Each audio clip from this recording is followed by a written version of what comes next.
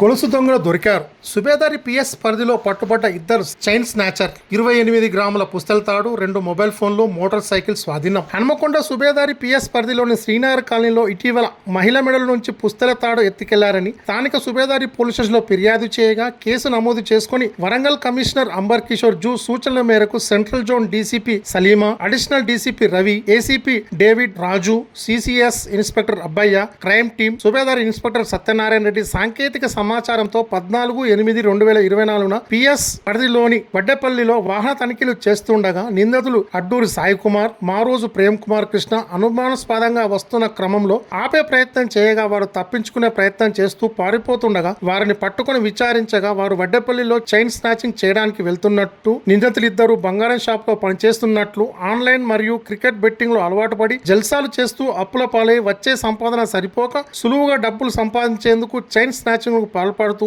బంగారు గొలుసులను అమ్మి సొమ్ము చేసుకుంటున్నట్టు తెలిపారు. శ్రీనగర్ కాలనీలో మహిళ మెడపుల పుస్తల తాడు లాక్కెళ్లిన విషయాన్ని, చేసిన నేరాన్ని ఒప్పుకున్నారు. నిందితుల వివరాలు: అడ్డూరి సాయి కుమార్, వయసు 28 సంవత్సరాలు, సన్నాఫ్ ఈశ్వరయ్య, కులం కంసాలి, వృత్తి బంగారం పని, residence of Lashkar Bazar Hanamkonda. Maroju Prem Krishna, son of Kanakachari, వయసు 40, వృత్తి బంగారు పని, రెసిడెన్స్ ఆఫ్ చార్బోలి వరంగల్.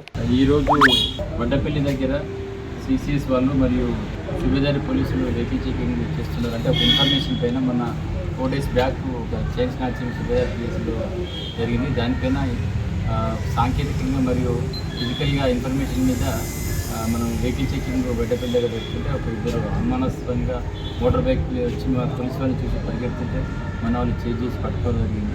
పట్టుకొని వాళ్ళు విచారించగా ఈ శ్రీనగర్ కాలనీలో మొన్న లేడీ దగ్గర మధ్యాహ్నం చైన్ స్నాచింగ్ జరిగిన దాని గురించి చెప్పడం జరిగింది. ఇమీడియట్గా వాళ్ళని కస్టడీ తీసుకొని వాళ్ళ దగ్గర నుండి దొంగతనం జరిగిన చైన్ కూడా రికవర్ చేసుకోవడం జరిగింది. మరియు వాళ్ళ దగ్గర ఒక నెంబర్ లేని బైక్ అది దాన్ని మరియు వాళ్ళ దగ్గర ఈ దొంగతనానికి ఉపయోగించిన మాట్లాడుతున్న సెల్ ఫోన్ కూడా రికవర్ జరిగింది.